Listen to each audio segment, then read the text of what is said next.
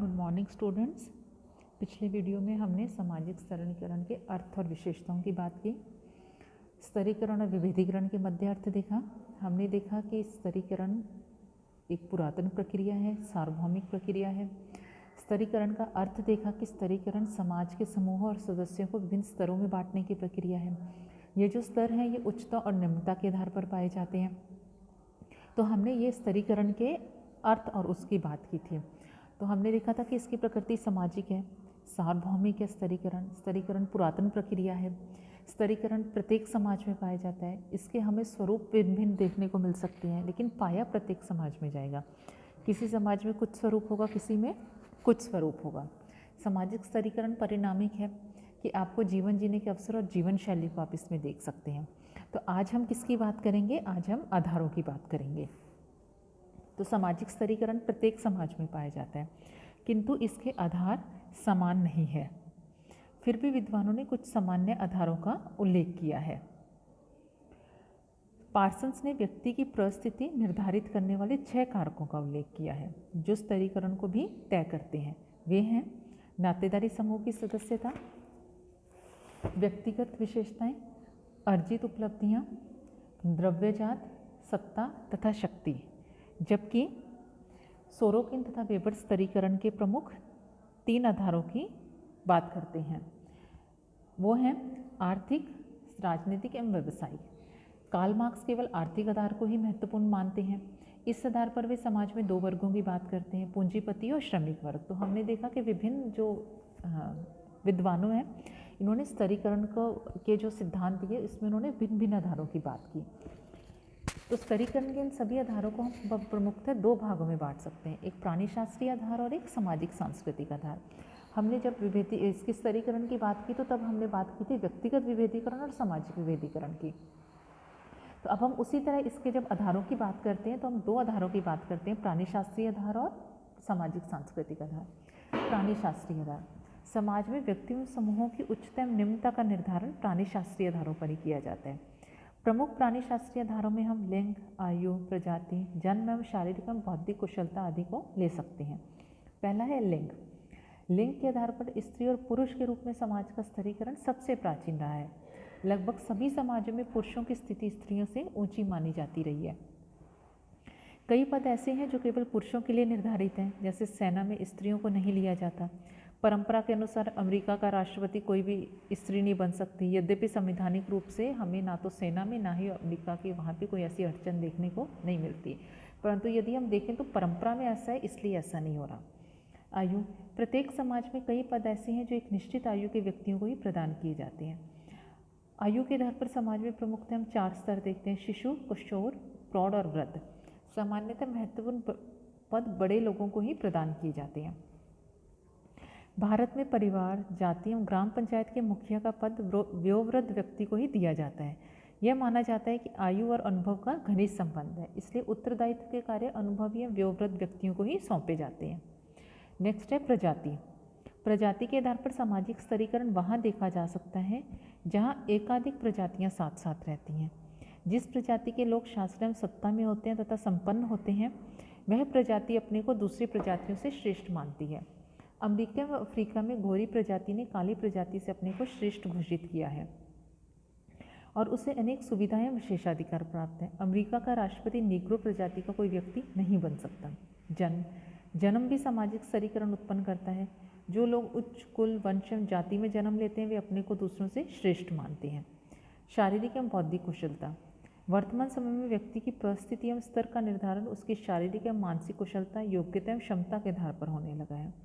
जो लोग अकुशल, पागल, आलसी एवं अयोग्य होते हैं उनका स्तर उन लोगों से नीचा माना जाता है जो बुद्धिहीन है, जो बुद्धिमान है, परिश्रमी है, हष्टपुष्ट एवं कुशल है।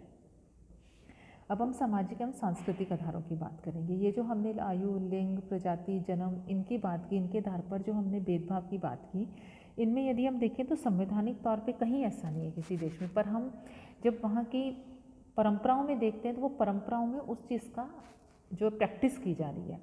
जबकि संवैधानिक रूप से कहीं ये नहीं कहा जाता कि सेना में महिलाएं शामिल नहीं होंगी, या कहीं संविधान में अमेरिका में नहीं लिखा होगा कि राष्ट्रपति नीग्रो प्रजाति का कोई व्यक्ति नहीं बन सकता। जबकि हम परंपराओं में देखें तो वहाँ प्रैक्टिस ऐसी है। जबकि संविधान या विधान या कानून कहीं का भी ऐसा, कहीं भी कोई ऐसा प्रतिबंध नहीं लगाया जाता है। अब हम सामाजिक सांस्कृतिक आधारों की बात करेंगे। सामाजिक स्तरीकरण प्राणी शास्त्रीय आधारों पर ही नहीं वरन अनेक सामाजिक सांस्कृतिक आधारों पर भी पाया जाता है। पहला है संपत्ति। संपत्ति के आधार पर समाज में स्तरीकरण पाया जाता है। आधुनिक समाजों में ही नहीं वरन आदिम समाजों में भी संपत्ति के आधार पर ऊंच नीच का भेद पाया जाता है। समाज में वे लोग ऊंचे माने जाते हैं जिनके पास अधिक संपत्ति है। वे सभी प्रकार की विलासिता एवं सुख सुविधाओं की वस्तुएं खरीदने की क्षमता रखते हैं। इसके विपरीत गरीब तथा संपत्तिहीन की स्थिति निम्न होती है। संपत्ति के घटने में बढ़ने के साथ साथ समाज में व्यक्ति का स्तर भी घटता बढ़ता है। व्यवसाय। व्यवसाय भी सामाजिक स्तरीकरण का प्रमुख आधार है। समाज में कुछ व्यवसाय सम्मानजनक एवं ऊंचे माने जाते हैं तो कुछ निम्न एवं घृणित। डॉक्टर, इंजीनियर, प्रशासक, प्राध्यापक आदि का पेशा बाल काटने, कपड़े धोने एवं चमड़े का काम करने वालों के पेशों से श्रेष्ठ एवं सम्माननीय माना जाता है। अतः इन पेशों को करने वालों की स्थिति भी सामाजिक संस्तरण में ऊंची होती है। नेक्स्ट है धार्मिक ज्ञान। धर्म प्रधान समाजों में धर्म भी स्तरीकरण उत्पन्न करता है। जो लोग धार्मिक कर्मकांडों में संलग्न होते हैं, धार्मिक उपदेश देते हैं और धर्म के अध्ययन में रत रहते हैं, उन्हें सामान्य लोगों से ऊंचा माना जाता है। भारत में पंडित, पुजारियों, धार्मिक गुरुओं, साधु संत एवं ब्राह्मणों की सामाजिक स्थिति उनके धार्मिक ज्ञान एवं धर्म से संबंधित होने के कारण ही ऊंची रही है। नेक्स्ट है राजनीतिक शक्ति। सत्ता एवं अधिकारों के आधार पर समाज में संस्तरण पाया जाता है। जिन लोगों के पास सैनिक शक्ति, सत्ता और शासन की वागडोर होती है, उनकी स्थिति उन लोगों से ऊंची होती है जो सत्ता एवं शक्ति विहीन होते हैं। शासक और शासित का भेद सभी समाजों में पाया जाता है। अब हम सामाजिक स्तरीकरण के स्वरूपों की बात करेंगे। आधार, हमने दो आधारों की बात की, प्राणी शास्त्रीय आधार और सामाजिक आधार। प्राणी शास्त्रीय आधार पर हमने जो स्तरीकरण की बात की वो हमने लिंग, आयु, प्रजाति, जन्म और शारीरिक और बौद्धिक कुशलता के आधार पर की। जबकि हम जब सामाजिक सांस्कृतिक आधार पर स्तरीकरण की बात करते हैं तो हम संपत्ति, व्यवसाय, धार्मिक ज्ञान, राजनीतिक शक्ति आदि के आधार पर स्तरीकरण की बात करते हैं। अब हम स्तरीकरण के स्वरूपों की बात करेंगे कि स्तरीकरण के विभिन्न समाजों में क्या स्वरूप रहे हैं। तो बॉटमोर ने मानव इतिहास में प्रचलित सामाजिक स्तरीकरण के प्रमुख 4 स्वरूपों दास प्रथा, जागीरें, जाति प्रथा और सामाजिक वर्ग का उल्लेख किया। कुछ विद्वान स्तरीकरण के 2 स्वरूप मानते हैं, खुला स्तरीकरण और बंद स्तरीकरण। खुले स्तरीकरण में आधुनिक वर्ग व्यवस्था वाले समाज आते हैं जिनमें व्यक्ति अपने वर्ग परिवर्तन द्वारा एक वर्ग से दूसरे वर्ग में आ जा सकते हैं। जबकि बंद स्तरीकरण का उदाहरण भारतीय जाति व्यवस्था है। जाति जन्म से निर्धारित होती है और कोई भी व्यक्ति अपने जीवन काल में जाति में परिवर्तन नहीं कर सकता। अतः ऐसे समाजों को बंद स्तरीकरण वाला समाज कहा जाता है। यहाँ हम स्तरीकरण के कुछ प्रमुख स्वरूपों का संक्षेप में विवेचन करेंगे। पहला है दास प्रथा। दास प्रथा असमानता के चरम रूप का प्रतिनिधित्व करती है, जिसमें व्यक्तियों के कुछ समूह पूर्ण रूप से अधिकारों से वंचित रहते हैं।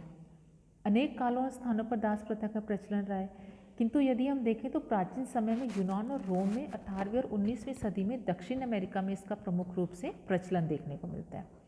दास को परिभाषित करते हुए एल.टी. ऑबहाउस लिखते हैं, एक व्यक्ति जिसे कानून और प्रथा दूसरे की संपत्ति मानते हैं, चरम अवस्थाओं में वह पूर्णतः अधिकारों से वंचित रहता है और शुद्ध व्यक्तिगत संपत्ति की वस्तु है। दूसरी स्थितियों में उसकी कुछ रक्षा की जा सकती है, लेकिन एक बैल अथवा गधे की तरह। तो ये परिभाषा किसने दी? आपकी एल.टी. ऑबहाउस ने। पर हम देखें तो दास प्रथा का जो प्रचलन था वो प्राचीन समाजों में हमें देखने को मिलता है, जबकि वर्तमान में समय में ऐसा कहीं भी विधान में नहीं है, कोई भी ऐसा नहीं कर सकता है। नेक्स्ट है जागीरें। जागीर प्रथा का प्रचलन मध्य युगीन यूरोप में रहा, जिसे प्रथा एवं कानून की मान्यता प्राप्त थी। जागीर प्रथा में 3 वर्ग प्रमुख थे, पादरी, सरदार और साधारण जन। प्रत्येक वर्ग की जीवन शैली एवं संस्कृति भिन्न थी।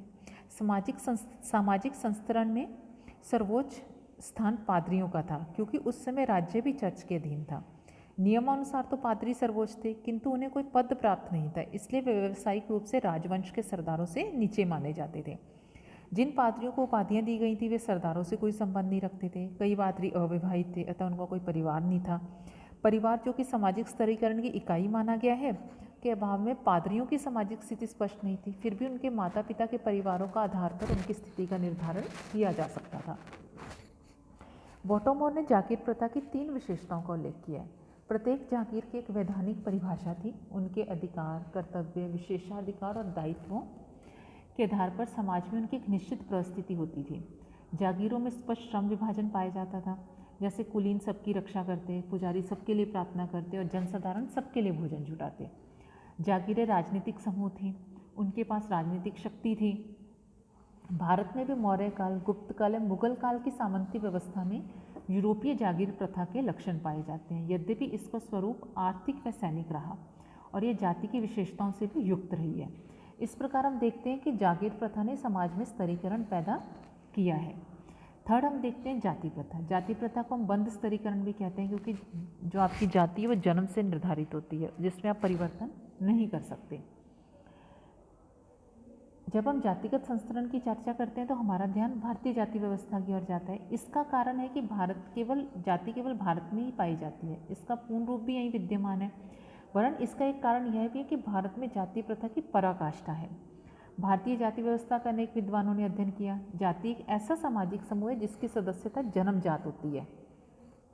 प्रत्येक जाति का एक नाम और एक व्यवसाय होता है। एक जाति के लोगों का एक वंशानुगत पेशा होता है और एक जाति के सदस्य अपनी ही जाति में विवाह करते हैं। तो जाति क्या एक अंतर्विवाही समूह भी है।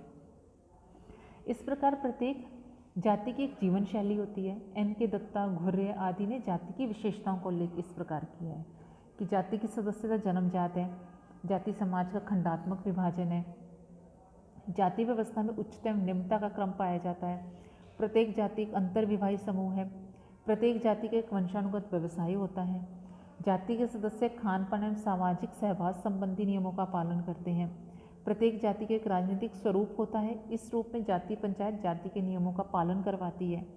जाति की सदस्यता संपूर्ण जीवन के लिए होती है। कोई भी व्यक्ति प्रयत्न द्वारा जाति की सदस्यता नहीं बदल सकता। तो जब हम जाति व्यवस्था की बात करते हैं तो इसे हम एक बंद स्तरीकरण के स्वरूप के रूप में देखते हैं। इन विशेषताओं के आधार पर यदि हम देखें तो भारत में जातियों ने संस्तरण की व्यवस्था पैदा की और प्रत्येक जाति समाज में एक खंड का निर्माण करती है। जाति व्यवस्था से पूर्व भारत में वर्ण व्यवस्था का प्रचलन था। वर्ण प्रमुख रूप से 4 थे: ब्राह्मण, क्षत्रिय, वैश्य और शूद्र। वर्णों का निर्माण कर्म के आधार पर किया गया। ब्राह्मण पठन पाठन, पूजा, हवन एवं शिक्षा दीक्षा का कार्य करते थे। क्षत्रिय शासन एवं युद्ध का कार्य, वैश्य कृषि और शूद्र तीनों वर्णों की सेवा का कार्य करते थे। प्रारंभ में वर्ण बदले जा सकते थे, किंतु धीरे धीरे इनमें कठोरता हुई। प्रत्येक वर्ण में कई उपजातियां बन गई। अतः किसी समय वर्ण भी समाज के स्तरीकरण का प्रमुख आधार थे, लेकिन वर्णों के बाद जब जाति अस्तित्व में आई तो जातीय आधार पर संस्तरण होने लगा। वर्तमान समय में नगरीकरण, औद्योगिकरण, यातायात, संचार के नवीन साधनों, आधुनिकीकरण के प्रभाव के कारण पुरातन जाति व्यवस्था में अनेक परिवर्तन आ रहे हैं। अब जातीय आधार पर बने छुआछूत व्यवसायों, खान पान के नियमों में हमें शिथिलता दिखाई देने को मिलती है। फिर भी जाति की जो विशेषताएं अभी भी बनी हुई हैं वे हैं कि जाति जन्म से निर्धारित होती है और व्यक्ति की सामाजिक स्थिति को भी तय करती है। आज भी व्यक्ति अपनी जाति नहीं बदल सकता। व्यक्ति जीवन साथी का चुनाव साधारणतः आज भी अपनी जाति में ही करते हैं। तो कई बार कुछ जातियों ने सामाजिक संस्तरण में सामूहिक रूप से ऊंचा उठने का भी प्रयास किया। इस प्रयास को श्रीनिवास ने संस्कृति के नाम से पुकारा। उन्होंने मैसूर के कुर्ग गांव में इसका अध्ययन किया और पाया कि कुछ लोग 3 या 4 पीढ़ियों में जो उच्च जाति है वहाँ की, उनके रीति रिवाजों, परंपरा, प्रथा, संस्कृति का पालन कर रहे हैं और अपनी स्थिति को ऊंचा उठाने का प्रयास कर रहे हैं। वो कहते हैं कि जब वो 3-4 पीढ़ियों से लगातार ऐसा कर रहे हैं तो तब उनकी जो है वो उस जाति के नाम से पहचाने जाते हैं। तो इससे उन्होंने कहा कि जब वो जाति का, वो कहते हैं कि परिवर्तन की जब वो कोशिश करते हैं तो इससे उनका जो स्थान उठता है, इससे वो संस्कृतिकरण की प्रक्रिया का नाम देते हैं। वर्तमान समय में भी यदि हम देखें तो सरकारी व गैर सरकारी तौर पर जाति की निर्योग्यताओं को दूर करने के अनेक प्रयत्न हुए। निम्न जातियों को आर्थिक, सामाजिक एवं राजनीतिक क्षेत्र में अनेक अधिकार और सुविधाएं प्रदान की गई हैं। इतना सब होने पर भी यदि हम भारतीय समाज में देखें तो संस्तरण उत्पन्न करने में जाति एक महत्वपूर्ण भूमिका निभा रही है। नेक्स्ट है सामाजिक वर्ग। सामाजिक वर्ग को हम खुला सामाजिक स्तरीकरण के रूप में जानते हैं। वर्ग सामाजिक स्तरीकरण का एक प्रमुख स्वरूप है। लगभग सभी समाजों में वर्ग व्यवस्था पाई जाती है। एक से सामाजिक परिस्थिति वाले व्यक्तियों के समूह को एक वर्ग कहा जाता है। जन्म के अतिरिक्त हम किसी भी आधार पर समाज के समूहों का जो निर्माण है वो वर्ग कहलाता है। वर्गों का आधार आर्थिक ही नहीं वरन सामाजिक सांस्कृतिक भी है। वर्ग को परिभाषित करते हुए ऑकबर्न लिखते हैं एक सामाजिक वर्ग ऐसे व्यक्तियों का योग है जिनका एक दिए हुए समाज में अनिवार्य रूप से समान सामाजिक स्थिति होती है। तो हम वर्ग की विशेषताओं की बात करें तो वर्ग है, वर्ग में समूहों का उतार चढ़ाव पाया जाता है। सभी वर्ग एक समान नहीं होते। एक वर्ग के लोगों की सामाजिक परिस्थिति समान होती है। एक वर्ग के लोग दूसरे वर्ग के प्रति उच्चता या हीनता की भावना रखते हैं। प्रत्येक वर्ग में वर्ग चेतना पाई जाती है। एक वर्ग के लोगों के सामाजिक संबंध प्राय अपने ही वर्ग के लोगों तक सीमित रहते हैं। वर्ग व्यवस्था जाति की भांति कठोर है, बंद ना होकर एक मुक्त व्यवस्था होती है। वर्ग में जन्म का महत्व नहीं होता। प्रत्येक सामाजिक वर्ग में कई उपवर्ग देखने को मिलते हैं।